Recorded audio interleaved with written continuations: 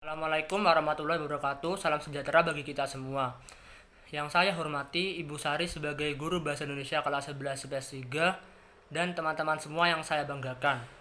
Semoga kesehatan, kemudahan, dan kelancaran darinya selalu menyertai kita. Gimana nih kabarnya semua? Saya harap semuanya baik-baik saja.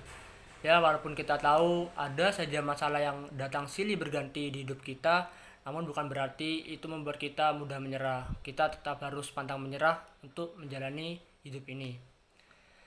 Di topik ceramah kali ini, saya akan membawakan ceramah dengan judul Kisah Inspiratif dari Colonel Sanders. Colonel Sanders adalah seorang pendiri gerai restoran cepat saji yang bernama Kentucky Fried Chicken atau KFC. Siapa sih dari kita yang nggak tahu KFC? KFC adalah perusahaan restoran cepat saji yang sangat sukses. Di tahun 2013 saja, KFC memiliki gerai sebanyak 18.875 di 118 negara. Tentu saja itu berkat karena menu utamanya yaitu ayam crispy yang sangat enak, disukai oleh semua kalangan, baik tua atau muda, baik pria maupun wanita. Namun siapa sangka di balik kesuksesan perusahaan KFC ada kisah yang bisa dibilang inspiratif dari seorang pendirinya yaitu Colonel Sanders. Colonel Sanders lahir dengan nama Harlan David Sanders di Henryville, Indiana, Amerika Serikat pada 9 September 1890 dari pasangan yang bernama Wilbur Sanders dan ibunya yang bernama Margaret Ann Sanders. Bisa dibilang masa kecil Ann Sanders tidak begitu cerah.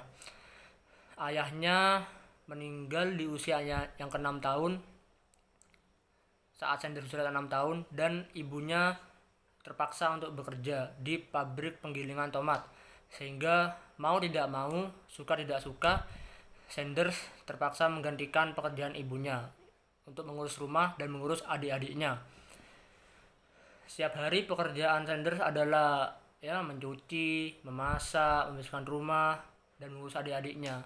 Maka tidak heran di usia yang ke-10 tahun Sanders sudah sangat mahir menggunakan berbagai peralatan dapur seperti pisau, panci, kompor, dan bisa memasak berbagai menu makanan. Sanders di usianya yang ke-12 tahun harus menerima kenyataan bahwa ibunya menikah lagi. Namun karena hubungan antara ayah tiri dan Sanders tidak begitu baik, nilai-nilai di sekolah Sanders pun menurun. Sehingga setahun berikutnya Sanders memutuskan untuk berhenti sekolah dan bekerja serabutan. Sanders pernah bekerja di pabrik pembuatan kereta kuda, juga pernah di perkebunan, hingga menjadi kuli.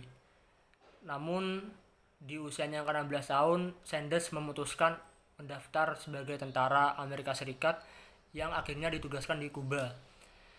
Di usianya ke-17 tahun, karena beberapa alasan, Sanders pun kembali bekerja serabutan. Sanders jatuh cinta kepada seorang gadis pada usia 17 tahun. Tapi Sanders sadar diri, dia tidak tampan, dia juga miskin. Berbeda 180 derajat dengan gadis itu yang sangat cantik dengan rambut pirang dan berasal dari keluarga yang berada. Suatu saat ada acara kumpul-kumpul tetangga di lingkungan tempat tinggal Sanders, dan Sanders pun menunjukkan keahliannya untuk memasak ayam. Tidak diduga-duga, semua orang yang mencicipi ayam buatan Sanders merasa sangat suka dengan ayamnya. Mereka memuji berkali-kali Sanders bahwa ayamnya sangat enak. Tidak terkecuali dengan gadis pujaannya. Gadis pujaannya pun datang kepada Sanders dan menanyakan mengapa ayamnya bisa sangat enak. Mereka berdua pun berbincang-bincang hingga akhirnya mereka merasa saling suka dan mereka pun menjadi sepasang kekasih. Namun Sanders sempat beberapa kali mendirikan perusahaan tapi gagal. Dia pernah mendirikan perusahaan entah itu perusahaan kecil-kecilan maupun kebesaran, namun akhirnya gagal. Istrinya pun sudah tidak kuat lagi sehingga membawa anaknya pergi dari rumah. Sanders pun tidak menyerah. Sanders pernah belajar ilmu hukum dan bekerja di kantor penyedia layanan hukum. Di tahun 1920, Sanders mendirikan usaha kapal feri. Bisa dibilang usaha ini sangat sukses. Pada 2 tahun pertamanya saja, usaha Sanders berhasil meraup profit sebanyak puluhan ribu dolar. Sanders pun memutuskan untuk menjual perusahaan ini kepada investor, dan Sanders ingin membuka perusahaan bola lampu karena dia melihat peluang bola lampu bisa menjadi ide bisnis yang sangat menarik. Namun sialnya perusahaannya gagal total. Mengapa bisa gagal total? Karena Sanders tidak memperhatikan pasar. Sanders mempunyai pesaing perusahaan bola lampu yang lebih sudah dikenal pasar dan menggunakan teknologi terbaru, sehingga Sanders harus gagal lagi. Dia memutuskan untuk pindah ke Kentucky di negara bagian Amerika Serikat dan mendirikan usaha pom bensin. Namun ya lagi-lagi usahanya gagal karena terkena dampak Great Depression pada tahun 1930. Sanders pun akhirnya memutuskan menjadi koki dan tukang cuci piring di sebuah kafe. Walaupun dia tahu bayarannya sangat kecil, namun dia tidak memiliki pilihan lagi. Di usia Sanders yang ke-60 tahun, dia pensiun. Dia begitu terkejut setelah dia membuka amplop pensiunnya yang hanya berisi uang 105 dolar. Dia berpikir, dia sudah tua, teronta-ronta, tidak punya pekerjaan, tidak punya keluarga, ditambah lagi uang pensiunnya kecil. Bagaimana ia bisa mencukupkan hidupnya? Sanders pun merasa sangat putus asa dan dia memutuskan untuk bunuh diri. Dia pun pergi dan duduk di bawah pohon yang rindang sembari menulis surat wasiat untuk saudara-saudaranya. Ketika Sanders akan mengambil pisau untuk menusuknya, Sanders tidak menemukan pisau tersebut. Ternyata pisau tersebut dibawa lari oleh ayam. Ya, Sanders wajar sih berpikirnya karena kantong tempat dia menyimpan pisaunya itu kantong tempatnya beras, jadinya ya wajar ayam membawa larinya. Namun bukannya sedih, Sanders malah tertawa karena dia berpikir bahkan untuk bunuh diri sekalipun dia gagal. Harus berapa banyak lagi kegagalan yang harus diterima oleh Sanders, pikirnya. Namun dia akhirnya tercetus suatu ide. Dia dulu pernah membuat resep ayam goreng yang bahkan semua orang suka. Tidak ada orang yang tidak suka dengan resep ayam gorengnya. Bahkan dia pernah memikat seorang gadis pujanya hanya dari resep ayam gorengnya yang enak. Dia berpikir, mengapa dia tidak membuka perusahaan ayam goreng saja? Siapa tahu bisa untung besar, karena dia tahu resepnya pasti akan berhasil di pasar.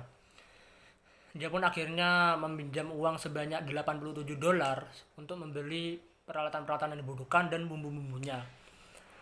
Sanders pun akhirnya menawarkan resepnya dari satu restoran ke restoran lainnya.